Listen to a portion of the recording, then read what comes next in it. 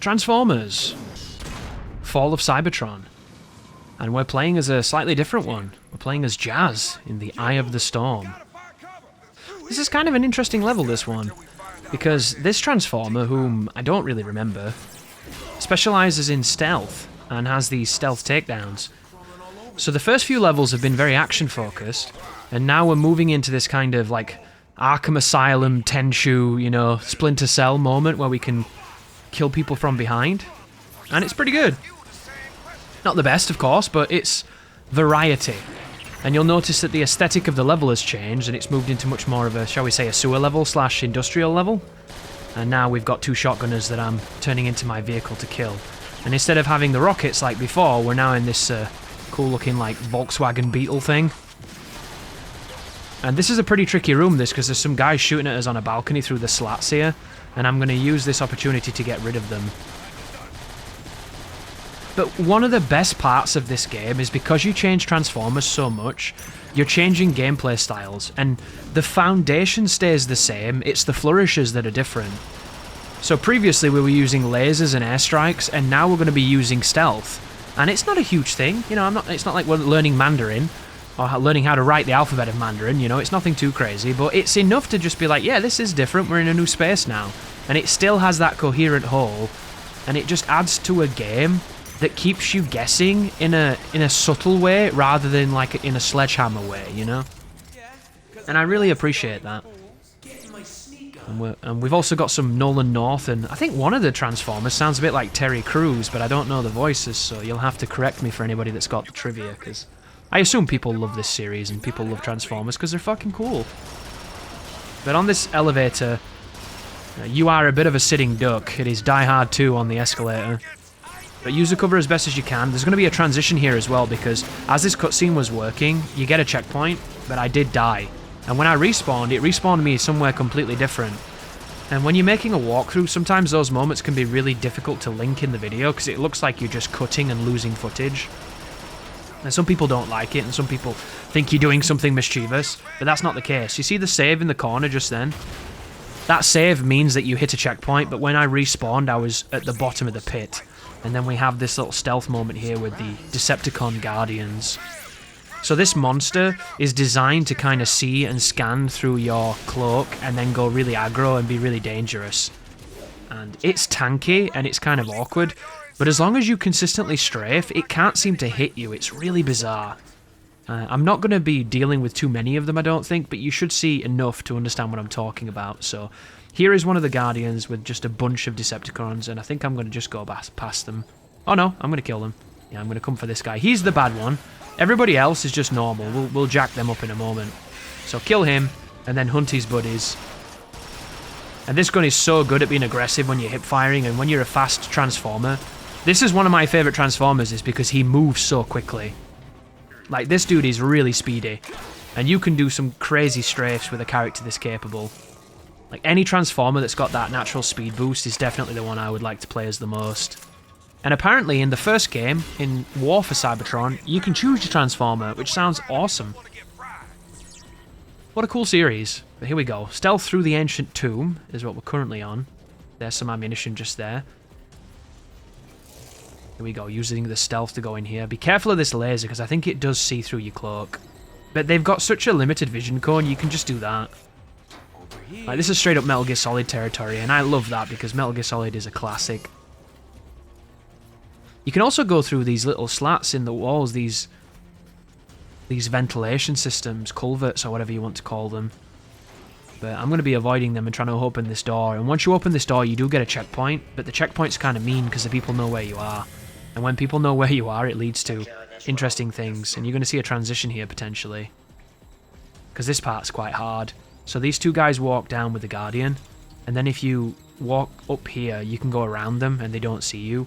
But you get no checkpoint moving forward here. And because you don't get a checkpoint, if you mess up, which is really easy to do, and then you indeed die, you go all the way back to opening that door again. So I had to do this a few times because I was not entirely certain on what I wanted to do here. Pure stealth, kill some people, combination of both. And you're going to see in a moment that I'm going to use some executions.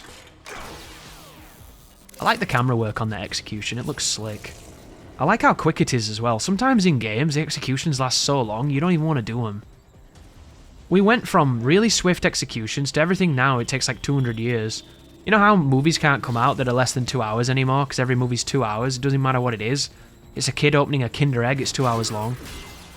It's kind of like that with executions. The brevity's just completely been drained from it. But we triggered this guy, and this is the dude who is problematic. But he has a real problem shooting you when you strafe. So this maneuver I'm doing here, it's hard for him to hurt me. And all I'm doing is going left and right. Like, this is the Quake tech that those people had yet to learn, and it just destroys him. So open the doorway, and it transitions you on to the next sequence.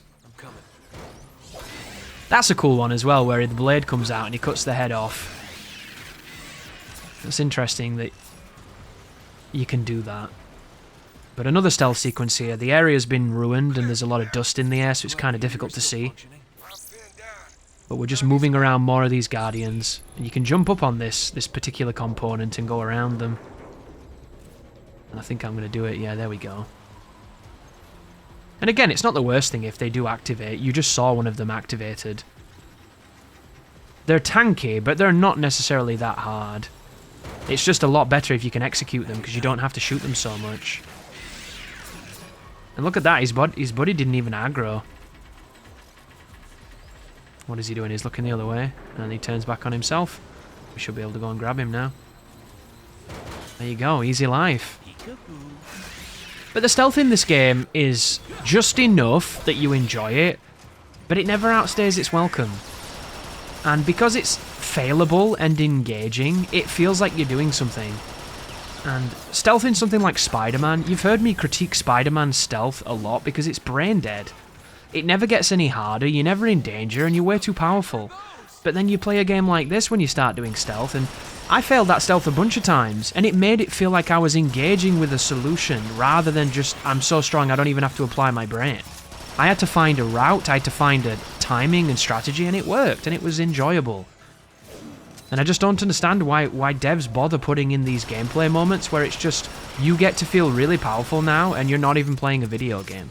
And I love a good power fantasy, but not when it comes at the expense of the enemies and my respect for the game. Like, there's nothing worse than when you don't respect a game. There's a checkpoint, anyhow. Another guy in here. It's so fun, too, when you get a third-person shooter where when you shoot, your bullets go where you point. It sounds like such a small thing, but it's definitely true. That was one of the things I was quite disappointed with the Ratchet & Clank game that came to PC. I thought that the accuracy in that game was going to be better than it was, and I was really excited for this, you know, a game where I could really use a mouse and keyboard and decimate it. And then you realise that most of the guns in that game, they're not really shooting, they're spraying. And there's a big difference between shooting and spraying. And it's the kind of difference that puts me off playing. And I think that Ratchet game is very good and very fun, but it doesn't have the precision I'm looking for. And I did not expect to find that kind of precision in this game, but alas, it's actually here. And it might not look like it all the time, but you are very accurate in this game, and it's super fun. But this sequence coming up, guys, oh my goodness, this sequence is not good. This sequence is one of those moments where you forget about them existing, and then you come back to an old game and they remind you of their existence, and then you go, yeah, I'm glad we don't have too much of these anymore. Because coming up there is a protect somebody while he hacks something, and they can die. And on this difficulty, they die really quickly too. And the problem is, as always is the case in these situations, if you play defensively, they kill the robot that you need to protect. If you overextend to save him, you die. So there's this very, like, just, it's so tenuous of a link between survival and success. Where you've got to be in the right place, you've got to be pulling aggro, you can't be too exposed, you can't be too in the rough, and hopefully you'll be okay. But this is by far one of the hardest sections in the game. And I'm happy to report, I got it on like 2 attempts, but on normal, I even suffered here on normal. I failed a few times on normal, indeed. And I did not expect to fail on normal. When I fail on a game on normal, it tells me that they designed difficulty instead of just giving people the entitlement to the credit screen. Uh-oh, that's not good. But we recovered. There's just a couple more dudes in these rooms on this catwalk. And like, look how mobile you are in this game. You are so efficient and effective. Like, there's no moment in this game where you go, I feel like I can't stand up to what they expect me to do. You know, so many games where you don't feel capable of what you are needed to do. This is not that game. In this game, you feel just capable enough to do approximately everything, and you can do it well if you apply yourself, which is such a good feature. But here we go, the toxic Energon bomb. We're going to start off here using the thermo rocket cannon. We're going to take out as many people as we can with this gun. I don't usually use these guns too much because I don't find them that fun, but you need to be efficient here because if you're not, this thing will die. And this guy, I don't need to tell you, you don't want him anywhere near you. Now there's just a couple of dudes like shooting it the whole time. Cheesy bastards when I'm trying to kill the big guy. And here's the second big guy. And this is where you need a bit of luck, this guys, because there's going to be people still shooting at the bomb, and there's going to be this guy rushing you. Hopefully, none of those things are too effective at what they're doing, and you can move in here and clear them up. And then right now, this is the second shotgunner, and he focuses on me instead of the craft. And this is where you need to get a little bit lucky as well. So once he's down, there's just a couple more guys peppering it. These guys need to die because they're going to kill it. And that guy's not even doing anything. I got super lucky then. And then when he says that, I think he's going to start setting the bomb up and everybody comes for you. So now you get rushed by 2 shotgunners. So get the hell out of there as quick as you can. Get your ammo. And then start fighting back. But right now, they stop attacking whatever you were defending and you can just focus on being alive. But it's so easy to die here.